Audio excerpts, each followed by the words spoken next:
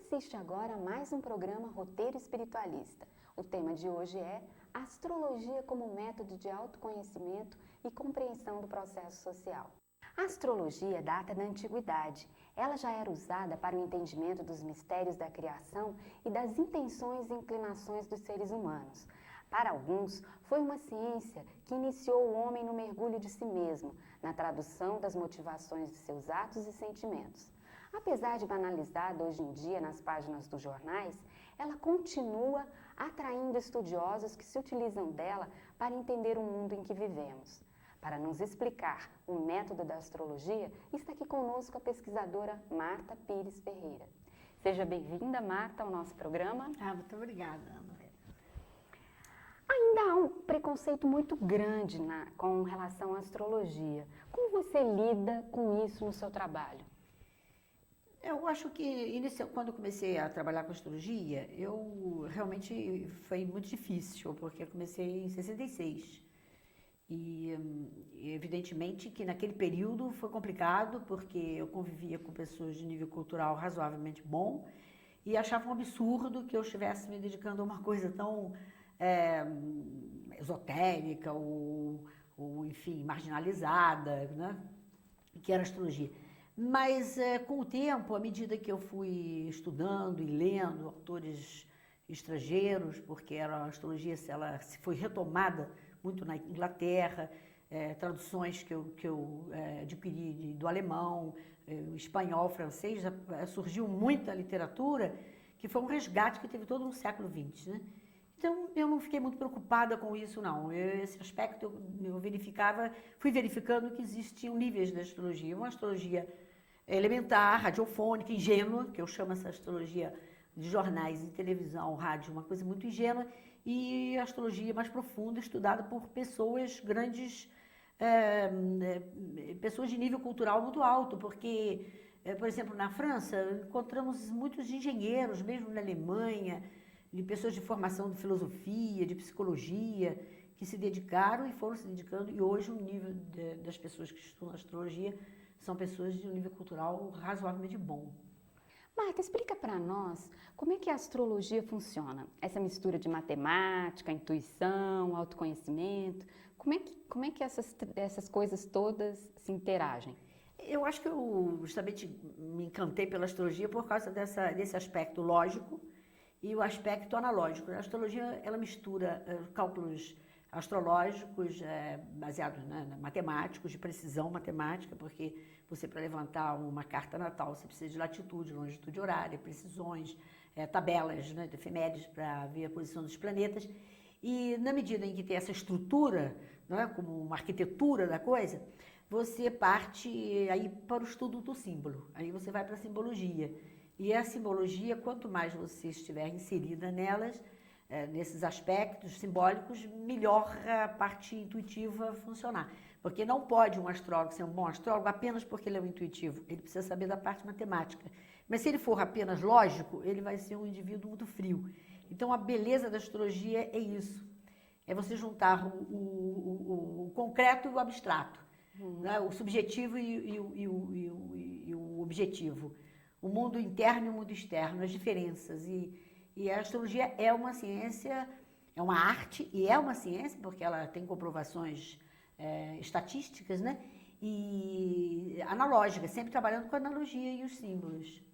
Marta, me dá um exemplo assim, claro, anônimo, de um cliente seu, onde você usou essa coisa lógica da matemática, a coisa simbólica e a intuição. Me dá um caso assim de um personagem anônimo, cliente seu. Anônimo, não. Um exemplo é uma coisa bem complicada, porque você pega um mapa de uma pessoa e ela lhe procura porque ela quer fazer, digamos, o Itamaraty, estou fazendo uma coisa objetiva, quer fazer um concurso. E você está diante de um processo dentro de dados astrológicos e os planetas estão sinalizando positivamente ou não, facilitando ou não. Então, eu vou, diante das coordenadas que o mapa determina, indica e determina, como uma semente de manga vai dar uma mangueira, não vai dar uma goiabeira, eu estou percebendo que há tendências voltadas para aquela carreira. E às vezes o contrário, eu digo, olha, eu acho que você está forçando uma coisa que não é da sua natureza. Então eu preciso estudar a natureza. Daí o astrólogo primeiro precisa estudar a estrutura, as bases. Então ele tem que saber os elementos, ele tem que se basear nos 4 elementos da natureza, a terra, o fogo, o ar e a água. Ele tem que conhecer bem a natureza do zodíaco, dos 12 signos do zodíaco, onde os planetas, que são as ferramentas, estão situadas ali. Aí ele vai fazendo as analogias, é como tecer um tapete. Uhum. E aí você vai percebendo, né, como a pintura, como usar a aquarela, como usar os instrumentos. Aí as coisas se fazem. Não posso chegar e analisar de repente agora, dizer um cliente, porque eu trabalho com isso desde 72, profissionalmente, desde 1972. Eu estudei muito de 66 até 72. Então, eu tive uma clientela muito grande e, assim, eu acho que o astrólogo, quando ele conhece bem as coordenadas astrológicas, a possibilidade de erro é pequena. Agora, ele não tem necessariamente que acertar 100%. Se ele acertar 80% da sua leitura de diagnóstico, de prognóstico, então ele fica satisfeito consigo próprio e o cliente também ficará satisfeito.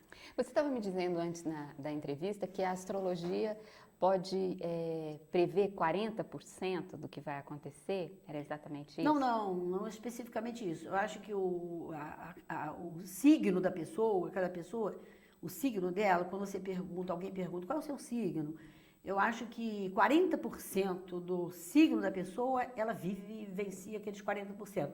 40, às vezes 45%.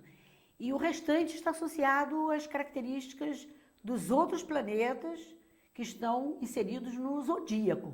Porque a astrologia não é horoscopismo. A astrologia é uma coisa muito maior que o horóscopo. O horóscopo é essa coisa do mapa que a pessoa quer saber, sua coordenada e tal, que é muito importante. Mas a astrologia ela vai trabalhar com uma coisa mais ampla ainda. Ela vai trabalhar com os ciclos planetários no zodíaco. Então ela é zodiacal. Ela é cosmográfica, depois ela é geográfica. Quando eu faço meu mapa natal, faço o seu, eu estou fazendo alguma coisa geográfica. Eu estou situando você no tempo, no espaço, num determinado local, latitude, longitude, horário. Mas eu não estou analisando você cosmograficamente. Aí quando eu vou para o cosmográfico, eu tenho que analisar alguma coisa maior.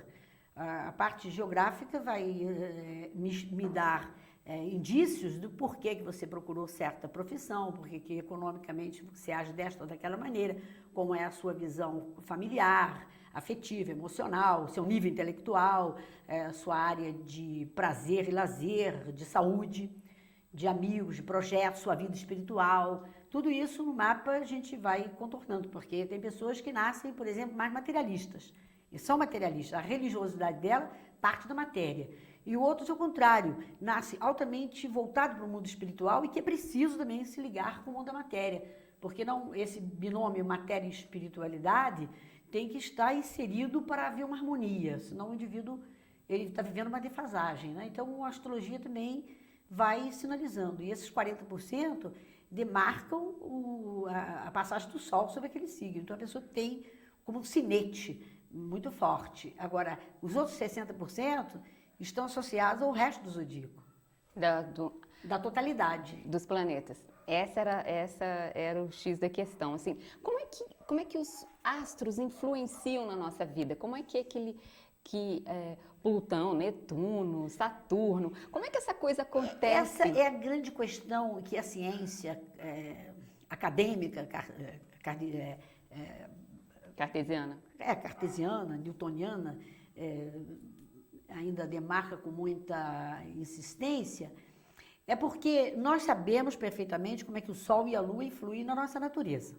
As marés, os ciclos, né, menstruais da mulher, a plantação, a vegetação, tudo essa observação meteorológica e também as influências em relação ao cruzamento dos animais, desde a Suméria se observaram. Mas como os outros planetas atuam na vida humana, nós não sabemos. Eu acho que ainda. Né? Um dia pode ser que a ciência, no seu avanço, venha dar essa resposta. Agora, uma coisa é o lado experimental. Pela experiência, a gente verifica que aquele planeta, passando naquela posição, sinaliza exatamente aquela situação dada. Agora, como isso se dá, ainda nós não sabemos. Mas como a astrologia trabalha com a totalidade e não separa nada, como os antigos não separavam nada, nós não podemos achar que só o Sol e a Lua têm inferências na nossa realidade. Tudo mais está interligado. E outras coisas que nós nem sabemos, que transcendem a nossa capacidade de leitura. Mas na prática a coisa se dá. Então, se na prática, na experiência, aquele fenômeno se procede, então ele é válido, ele é ciência, não é apenas uma invenção, né? Uma suposição. É, uma suposição, uma criação puramente fantasiosa, não. É uma coisa real, ela se dá no fato concreto. E por que tem muita gente que diz assim, que atribui aos astros personalidades, do tipo assim, fulano é mercurial.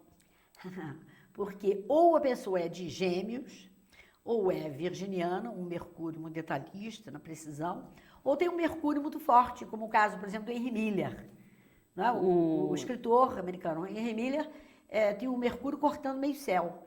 Então, ele é uma pessoa, embora fosse um capricorniano com ascendente Áries, muito voltado às coisas do passado, à tradição, à mitologia, né? Um homem de uma consistência muito forte, um homem muito rápido, né? Muito criativo. O Miller era um homem de uma precisão da palavra, né? Admirável, e o Mercúrio cortava meio céu. Então, ele tem algo de mercurial. E tem outros que dizem muito Mercúrio, porque o Mercúrio, numa situação do trabalho, ele é mercurial no trabalho. Então, ele é o jornalista, o professor, o vendedor ambulante, ou o comerciante, de coisas rápidas, né? Viajante. Mas, às vezes, em casa, ele não é. Ele é um romântico. Então, saber essa totalidade, quem sabe é o especialista, é o astrólogo, que vai analisar aquilo. Ou o indivíduo não precisa de astrologia para se autoconhecer, né? Porque a astrologia é um processo de autoconhecimento.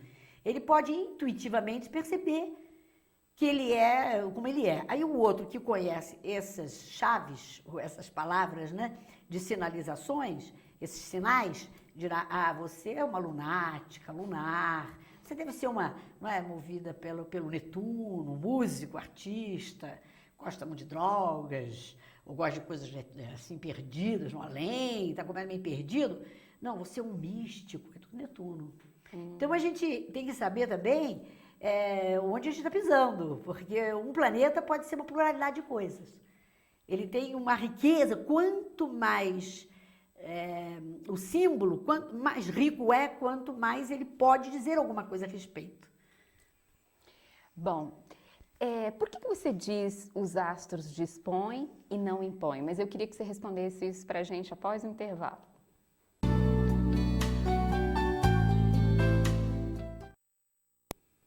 Você está assistindo o Roteiro Espiritualista. Nós estamos conversando com a pesquisadora e astróloga Marta Pires Ferreira. Bom, Marta, nós estávamos conversando com você e perguntando por que os astros dispõem e não impõem?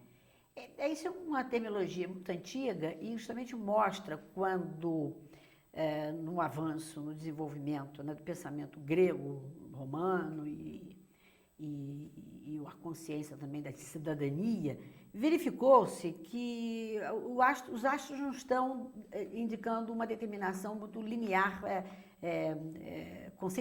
factual. Então, dá uma inclinação. Se é uma inclinação, está dando também a possibilidade do livre-arbítrio, da liberdade do ser humano. É como eu falei, uma semente de manga ou de um fruto qualquer não pode dar uma outra árvore a não ser aquela. Então, há algo determinado sim, não é? Se eu nasci no Brasil, não nasci na Indonésia, nem nasci no Canadá, eu tenho determinações. Mas eu tenho inclinações e possibilidades que dependem muito da minha liberdade pessoal. Então, o astro, ele inclina, mas a liberdade do indivíduo, às vezes, é relativa, né? Tem esse aspecto não do absolutismo. O astrólogo não pode trabalhar numa verdade absoluta. Então, ele está diante do aspecto relativo. E, justamente, com a descoberta da física quântica e da relatividade, isso para o astrólogo foi muito importante para a astrologia, porque a astrologia trabalha exatamente com esse aspecto o tempo todo, das possibilidades entre o fator da experiência e do processo meu, não é, de induzir uma experiência dada. A experiência pode dar o contrário. Eu posso partir para fazer uma determinada coisa e no meio do caminho ela ficar de forma totalmente diferente. Então, esse processo não pode ser um processo linear e factual. Você vai fazer uma viagem para a França no dia 25 de julho.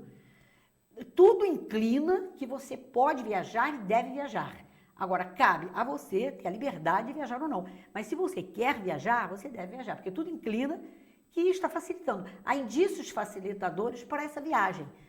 Não tem indícios facilitadores. Eu queria tanto agora viajar, passar uma temporada na França. O que você acha? Eu acho tão difícil, nada está indicando. É possibilidade tão pequena. E se você for, tudo bem, mas você vai ter dificuldade, vai ser complicado. Não estou vendo indícios facilitadores. Então... Funciona mais ou menos assim. Mais ou menos assim. Marta, a gente vem conversando sobre a individualidade, como é que os astros influem na vida da pessoa, se ela tem livre-arbítrio e tal. E eu sei que você estuda a influência da astrologia dentro do conceito social, das civilizações, né, do processo de evolução artístico, político, cultural. Eu queria que você comentasse um pouco desse seu trabalho de pesquisa. O que mais me apaixona na astrologia é estudar a astrologia mundial, né? Que não é especificamente política, é a parte, o que os astros, nos seus ciclos anuais e nos períodos, né? Porque alguns planetas são muito lentos, como Saturno são 30 anos, Urano são 84 anos de ciclo, Netuno é 164 anos, Plutão 248 anos, então eu gosto de estudar na história o que aconteceu em determinado período para explicar o que está acontecendo hoje na história. Então, e esse estudo dos ciclos não tem nada a ver com mapas, cartas geográficas, cartas astrológicas, e nem geográficas, porque eu estou falando da coisa cosmográfica. Então, isso é muito interessante, porque o momento hoje nós estamos vivendo uma passagem da Era de Peixes para a Era de Aquários, mas estamos vivendo também posições astrológicas muito semelhantes ao que antecedeu a Revolução Francesa, o que se passou na queda do Império Romano, na transição do Império, dos gregos para os romanos, né, no início da Era Cristã. Então, estamos vivendo um momento na história extremamente importante. E algumas indicações, como, por exemplo, Plutão em Sagitário, Netuno em Aquário e Uranus em Peixes, que são os 4 últimos signos do zodíaco, porque tem Capricórnio no meio dessa história aí, o fato desses planetas transsaturninos estarem passando nessa passagem do final do zodíaco, isso também significa uma transformação muito forte na história da humanidade. E estudos que eu fiz, talvez 8.000 anos isso não se faz igual. Então nós estamos vivendo um momento ímpar na história. E antes da Revolução Francesa foi a Revolução Industrial. Então foi muito importante, né, para a história do Ocidente. E agora estamos vivendo a tecnologia, a revolução tecnológica, que ela é uma revolução no Ocidente e ela está abrangendo todo o Oriente também. Ela está tomando conta, não é, de um mundo que a Revolução Industrial já entrou, não é, em grande parte do Oriente, porque em muitos lugares no Oriente, na África, por exemplo, né, o avanço não se deu. Então nós estamos vivendo um momento extremamente rico na história da humanidade, com um perigo de um cataclisma, de uma destruição feita pelo próprio homem, né? Pela arrogância do ser humano, pela sua onipotência, pela sua, sua imagem, sua capacidade de criar extraordinária, mas também de destruir. Então, os planetas nessas posições estão nos indicando o risco, o perigo. E temos que atravessar esse grande momento, esse momento de transição, né? Ponto de mutação, como dizem os chineses, mas com cuidado, porque nós não estamos numa estrada em que o sinal está verde e que podemos passar correndo. Estamos num risco quase que do amarelo para o vermelho. Então, temos que tomar cuidado para atravessarmos bem esse momento na história. E a que características, digamos assim, o ser humano, enfim, que pontos o ser humano deve estar preocupado socialmente falando? Assim, é a questão da crise do capitalismo, ou é a questão da globalização, ou é a questão dessa oposição entre muitos ricos e esfomeados? Porque você falou que nós estamos numa fase de transição em que pode haver muito desenvolvimento e uma total cataclisma. A que os homens devem estar atentos neste momento de transição? Olha, nós estamos vivendo 2004. 2004 do quê? Do terceiro milênio. Esse milênio não tem nada a ver com o milênio passado. Como o milênio passado não teve com o antepassado. Então, nós estamos dando um salto na história e a preocupação, quando os planetas sinalizam um outro momento na história, que é este momento do ano 4, do quarto milênio, do terceiro milênio, indo para um quarto milênio, a preocupação não será mais unicamente econômica. Porque nós vivemos um segundo milênio preocupado puramente com as coisas econômicas, a história toda é política, é econômica, é social. Não, o homem avançou industrialmente e tecnologicamente, mas ele deixou de lado o ser humano, que é o centro da história, que tem que ser o ser humano. Então, esse milênio é uma volta para a questão humana. E a questão humana é no cotidiano, é comer, é dormir, é ter o pão do cada dia. O século passado, né, o século XX, foi um século extraordinário, de avanço extraordinário, mas foi um ano terrível em se avançar tecnologias de armas, né, nucleares. Todo esse avanço criou também um disparate muito grande entre os absolutamente ricos, excessivamente ricos, poderosos, e esqueceu da humanidade, que se empobreceu de uma maneira absurda, ficou totalmente marginalizada, né? Então, naturalmente, a humanidade vai ter que trabalhar com isso, porque se o pão não for dado, lhe será arrancado. Cada um de nós, se não oferecermos o que temos, não soubermos fazer a troca, porque se fala muito em dinheiro, mas dinheiro é uma coisa do século, dos 2 milênios da era cristã, da era de peixes. Mas a era de aquários é uma era do coletivo, é uma visão já... O homem não pensa eu sozinho, eu tenho, nós temos. Nós pensamos, é a visão do coletivo, ele está relacionado com a socialização das ideias. Então, esse conceito que cidadania não é uma coisa individual para mim, mas é uma cidadania para nós. Então, esse pronome vai ser o sentido do ter, terá que ser substituído pelo ser. O ser tem que ser mais importante do que o ter para mim. Eu tenho que ter para nós. Eu acho que isso não vai acontecer em 2004 nem em 2010, mas entre 2004 e 2010, 2015, a humanidade vai verificar esse passo, vai ser muito rápido.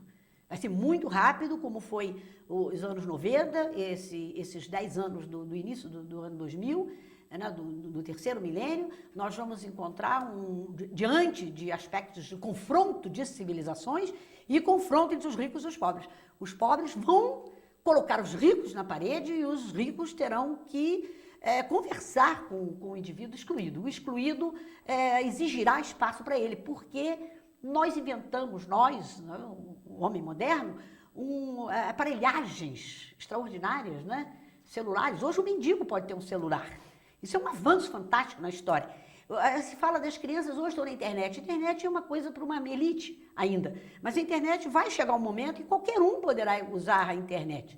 Então, essa capacidade extraordinária de avanço tecnológico é tão importante quanto foi a descoberta da roda, quando foi a descoberta do telefone na revolução tecnológica. Não, uma coisa, você liga um botão, você vê a imagem que está acontecendo lá no Japão, na China. Né? Isso é uma coisa incrível. Então, o que é? O indivíduo na favela analfabeto, ele aciona um botão e ele fica sabendo a história. Ele tem uma capacidade extraordinária de se alfabetizar intelectualmente, culturalmente. Ele talvez não saiba escrever, mas ele sabe a linguagem do mundo, ele está entendendo. E isso aí é uma coisa que vai ser muito complicada para as partes. Então, eu acho que é uma aproximação dos opostos. Isso é muito rico. Nós estamos vivendo um momento perigoso, mas extremamente rico na história da civilização. Marta, muito obrigada pela sua participação. Obrigada a você. Roteiro. Eu estou muito agradecida. E nós convidamos você para o nosso próximo programa. Obrigada.